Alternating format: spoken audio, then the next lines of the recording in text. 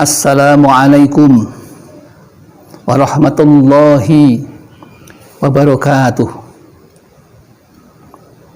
Bismillah wa syukrulillah ala nikmatillah wassalatu wassalamu ala rasulillah la nabiyya ba'dah amma ba'dah. Saudaraku jamaah Al-Fatih Channel yang dimuliakan oleh Allah,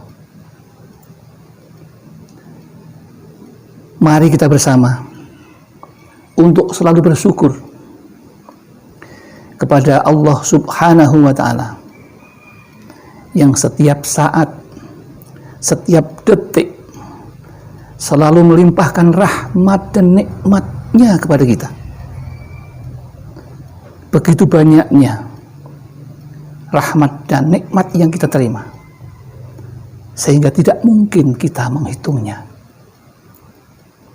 Oleh karena itu, mari kita menenangkan hati sejenak untuk bersyukur dengan membaca kalimat tahmid, alhamdulillahirabbil alamin. Sholawat dan salam semoga selalu disanjungkan keharibaan baginda Rasulullah sallallahu alaihi wasallam, Nabi junjungan kita Muhammad sallallahu alaihi wasallam, yang kita nantikan syafaatul uzmanya fit dini wad dunya wal akhirah. Allahumma amin. Saudaraku jamaah Al-Fatih Channel yang dimuliakan oleh Allah, ingin kami sampaikan pada kesempatan yang indah ini satu the wise word, kata-kata bijak yang sangat terkenal yang berbunyi, "Milk is not sweet, but sugar done." Yang artinya, dunia ini tidak indah bila tanpa kekasih. Sudah barang tentu siapapun membutuhkan pendamping hidup supaya hati ini tenang, tentram, damai, sehingga mengarungi lautan kehidupan dengan nyaman. Tidak hanya seorang pemudi yang merindukan kekasihnya, atau sebaliknya seorang pemuda merindukan kekasih pemudinya, atau seorang ayah merindukan kasih dari istrinya tercinta, atau sebaliknya. Namun yang sering luput dari perhatian kita, ternyata anak-anak Indonesia pada umumnya banyak yang kehilangan kekasihnya, yaitu kedua orang tuanya. Mengapa demikian? Karena ternyata para orang tua itu lebih percaya mendidik anak-anaknya dengan gadget, dengan memberikan uang yang berlimpah, memberikan kesempatan yang seluas-luasnya kepada anak-anaknya, tanpa kontrol yang baik. Maka tidak lucu bila saat ini sering kita dengar terjadi perkelahian antar pelajar, bahkan sampai ada yang meninggal dunia, padahal mereka adalah calon-calon pemimpin bangsa di masa yang akan datang. Ini satu kondisi yang sangat memprihatinkan bagi kita orang tua. Tidak hanya itu, ternyata anak-anak kita meskipun sudah dengan dicukupi kebutuhan uangnya, gadgetnya dibelikan yang baik, tapi tanpa kontrol yang baik dari orang tuanya. Karena orang tua juga saat ini sudah memasuki zaman merunduk. Dalam satu keluarga antara ayah dan ibu, anak, dan anggota yang lain, semua pada menungkulkan kepalanya karena terhipnotis oleh tipu daya setan lewat gadget yang menyengsarakan itu. Tetapi semuanya tidak sadar kalau itu menyita waktu, tenaga, dan pikiran kita untuk hal-hal yang kurang berguna. Padahal orang besok akan meninggal dunia itu semuanya akan bertemu dengan teman di majelisnya. Kalau teman majelisnya itu teman zikrullah, ingat pada Allah, maka ketika menjelang ajalnya juga akan datang untuk memberikan tuntunan, talqin, agar calon mayit itu bisa menuju ke jalan yang diridhoi oleh Allah Subhanahu wa Ta'ala. Kembali kepada akar permasalahan yang sedang kita hadapi bangsa Indonesia pada umumnya. Masalah gadget, kecanduan gadget ini merupakan gejala globalisasi. Kata Mbah Yasin, Indonesia sedang dilanda gombalisasi gadget. Gombal itu sesuatu yang tidak berguna. Gadget itu ibarat pisau bermata dua. Satu bermanfaat, di sisi yang lain madorot atau ketidakbaikan atau kerusakan. Dengan keprihatinan tersebut, maka timbullah satu keinginan dari majelis jamaah Al-Fatih Channel untuk memberikan sedikit berbagi ilmu, sedikit sekali. Tetapi yang sedikit ini pun andai kata diamalkan, insya Allah akan menjadi hal yang luar biasa besarnya, luar biasa manfaatnya bagi kita dan anak-anak kita. Anak-anak kita itu sebenarnya cobaan hidup. Sesungguhnya anak-anak kita dan harta kita itu adalah cobaan hidup. Ketika cobaan itu tidak diatasi dengan baik, dengan treatment, perlakuan-perlakuan yang baik yang dicontohkan oleh Nabi, maka anak itu akan liar. Ketika anak liar, maka anak akan mengambil keputusan lewat pergaulan yang tidak sehat. Tokoh pendidikan, ilmu jiwa anak, Jean Jacques Rousseau mengatakan bahwa anak akan belajar dari lingkungannya.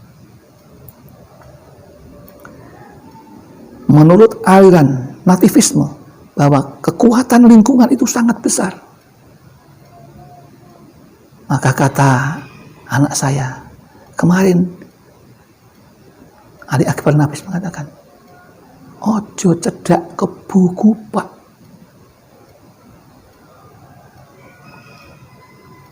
Artinya, jangan bergaul dengan teman-teman yang tidak dekat dengan Tuhan, yang hanya terobsesi dengan keinginan duniawi semata-mata. Maka ada satu tip yang ingin kami sampaikan. Agar tugas orang tua narbiyah atau mendidik kepada anak-anaknya yang menjadi kewajiban orang tua itu berjalan seperti tuntunan Rasulullah. Rasulullah mengajarkan kepada kita, ketika anak kita lahir, maka bentengi pertama kali anak kita itu dari godaan setan yang terkutuk. Karena setan akan selalu menggoda manusia. Karena setan sudah bersumpah kepada Allah akan selalu menggoda manusia dari arah kanan, kiri, atas, dan bawah. Jadi peluang manusia untuk berbuat baik itu akan selalu dihambat oleh setan laknatullah. Maka Nabi Muhammad SAW yang pertama kali anak lahir, maka perdengarkanlah doa. Ketika anak lahir, maka bentengi anak tersebut dengan doa. Supaya anak kita dari kecil tidak hanya steril, tidak hanya imun tentang kesehatan lahiriah, tetapi juga perlu imunisasi ruhaniyah yang berupa doa-doa yang diajarkan oleh Rasulullah. Apa itu? Tentu jamaah Al-Fatih Channel sudah tahu. Ketika anak kita lahir, atau siapapun yang punya anak, ibu-ibu yang baru melahirkan, ayah yang baru jadi ayah, maka tip ini penting. Kalau seorang kakek yang ingin segera punya cucu, maka persiapkan doa ini. Karena ini imunisasi ruhaniyah agar anak kita terbebas dari godaan atau virus setan laknatullah itu. Jadi ketika anak kita lahir, maka pertama kali perdengarkan agar CPU, ibaratnya komputer itu, tercatat di sana adalah kalimah-kalimah Allah, sehingga setan itu akan menjadi alergi mendekat dengan anak-anak kita, dan setan itu akan menjadi stres ketika dibacakan ayat-ayat yang khusus untuk menghalau setan-setan dari kerumunan anak-anak kita. A'udzubillahi minasyaitonirrajim. Bismillahirrahmanirrahim. Yang pertama, u'iduka bikalimatillahi tammah min kulli syaitonin wa hammah wa min kulli ainin lammah. Aku lindungkan kamu, u'iduka, aku lindungkan kamu bikalimatillahi tammah, dengan kalimat-kalimat Allah yang sempurna.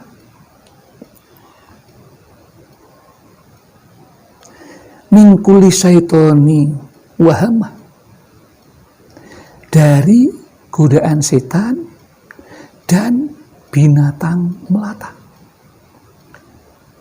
Wa min kulli ainil lamah, dan dari godaan mata jahat, mata yang bisa mencelakakan anak-anak kita. Dalam arti adalah sihir, karena sihir itu berawal dari pandangan mata. Maka anak-anak kita yang pertama sudah kita berikan perlakuan, treatment, supaya terbebas imunisasi ruhaniyah berupa doa. Yang pertama. setelah anak kita dibentengi dengan doa dan dibacakan setiap pagi dan sore kepada anak kita, maka anak kita akan terbebas dari pikiran-pikiran jahat, dari pikiran-pikiran yang menyesatkan yang dibuat oleh rekayasa setan. Maka yang kedua, anak kita, kewajiban orang tua yang kedua adalah memberi nama yang baik. Mengapa nama harus yang baik? Toh hanya sekedar nama. Tetapi ini yang namanya pemberian nama itu bisa berarti doa.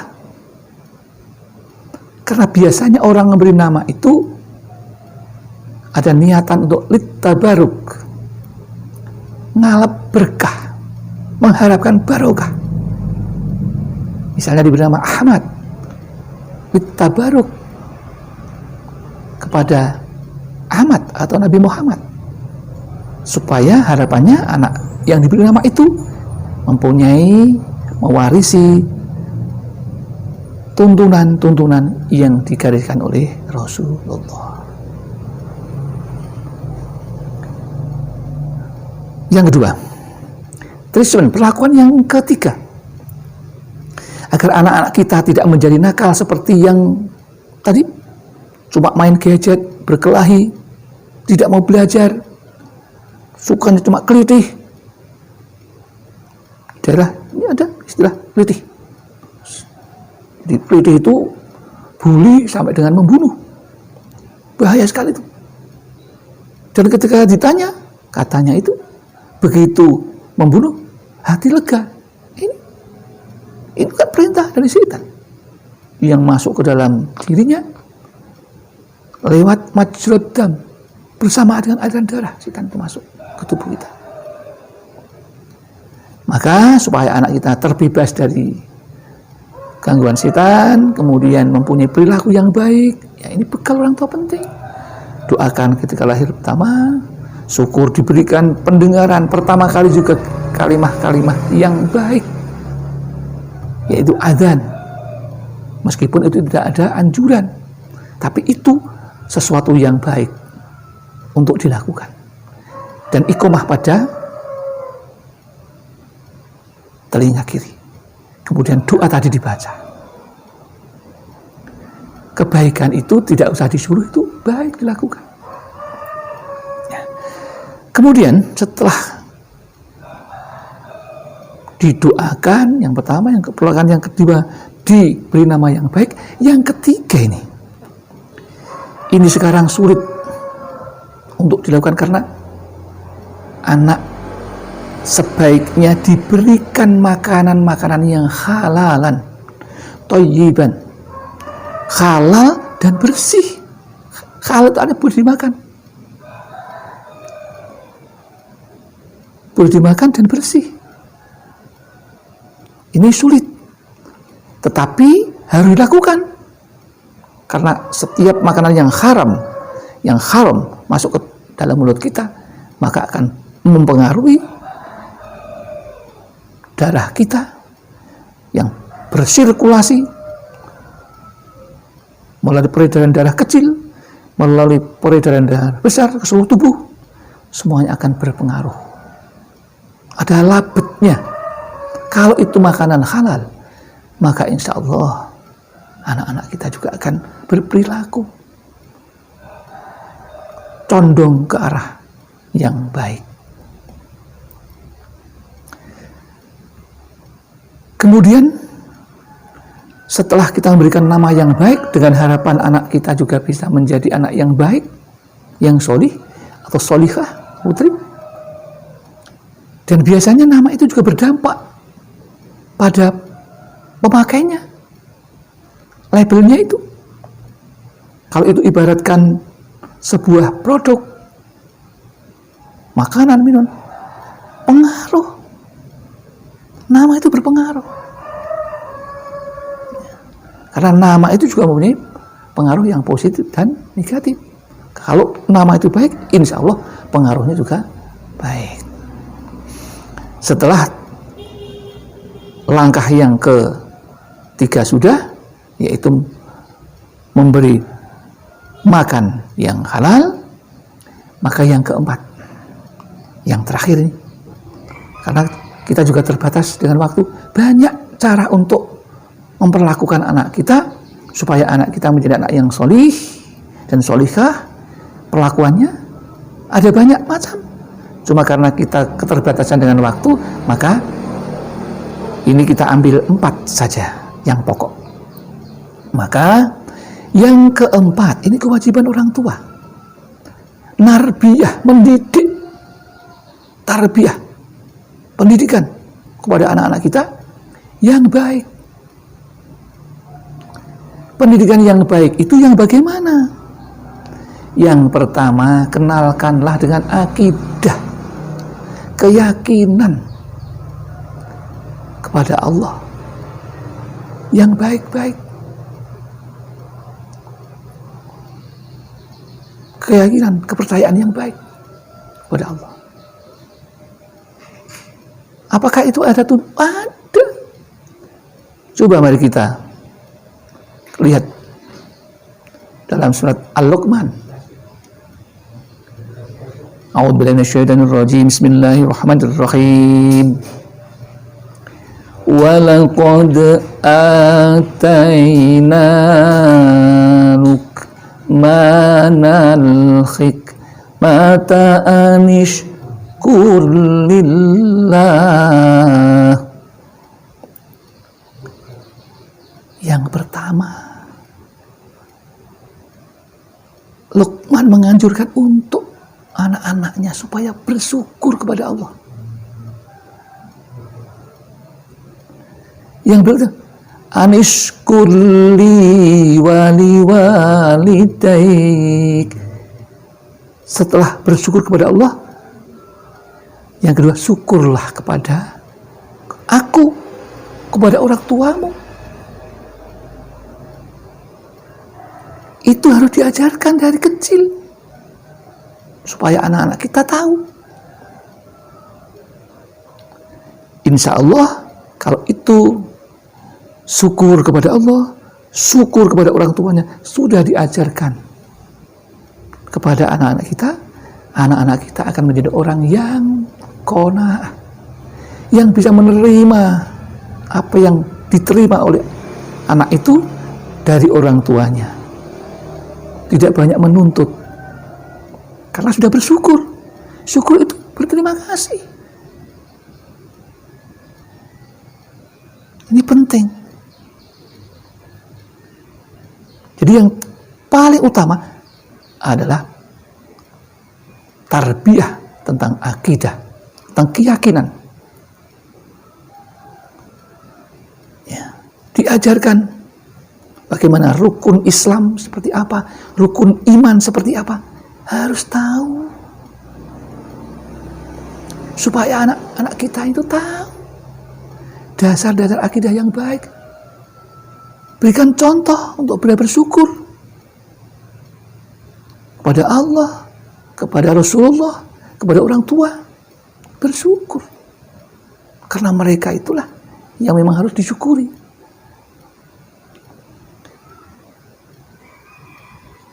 Yang berikutnya, itu yang anjuran, yang larangan. La tusyrik billah. Jangan kamu menyekutukan Tuhan. Itu harus diajarkan. Sehingga anak-anak kita itu tahu mana yang baik, mana yang buruk melalui treatment, perlakuan yang dilakukan oleh orang tua dalam mendidik anak-anaknya. Banyak sekali yang harus dilakukan. Jadi di antaranya adalah yang kami sampaikan tadi. Itu penting supaya anak-anak kita itu tahu bagaimana menjalankan kewajiban kepada Allah, Rasulullah, dan kewajiban kepada kita, dan bisa mengarungi dunia ini dengan nilai-nilai akhlakul karimah, akhlak-akhlak yang mulia, yang akan membawa derajat manusia menjadi derajat yang mulia.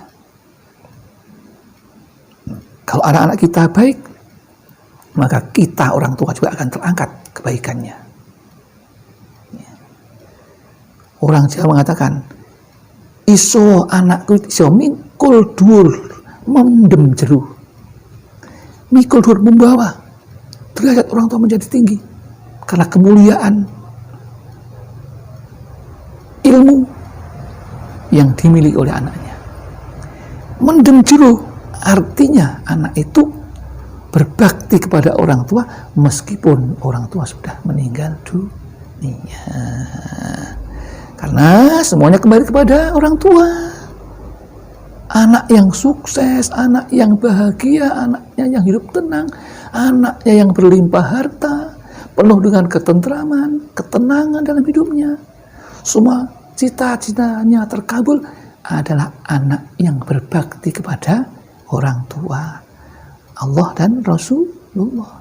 Andai kata ada anak yang tidak berbakti pada orang tua, pada Allah dan Rasulullah, kok hidupnya bahagia? Itu adalah kebahagiaan semu yang diberikan oleh Allah, yang namanya istijrad, penglulu. Ya, kita tidak ingin seperti itu anak-anak kita. Nah, kita ingin anak-anak kita menjadi anak-anak yang solih dan solihah, yang diridhoi oleh Allah Subhanahu wa Ta'ala, dan insya Allah kalau iman takwanya kuat, maka anak kita juga akan masuk surga. Kita pun juga berharap seperti itu melalui anak-anak kita yang menjadi anak-anak yang solih dan solihah. Kiranya demikian yang dapat kami sampaikan, dan mudah-mudahan ada manfaatnya. Tentu yang kami sampaikan tidaklah sempurna karena kami merasa masih fakir tentang ilmu agama, tapi kami terpanggil untuk watawasau bil haqqi, untuk menyampaikan yang hak kepada saudaraku jamaah Al-Fatih Channel dan calon anggota jamaah Al-Fatih Channel. Allahumma amin. Ada kesalahan, itu semata-mata datang dari kami. Ada kebenaran, semuanya berasal dari Allah Subhanahu wa Ta'ala. Kami akhiri billahi taufiq wal hidayah wal inayah wal barakah. Wassalamualaikum warahmatullahi wabarakatuh.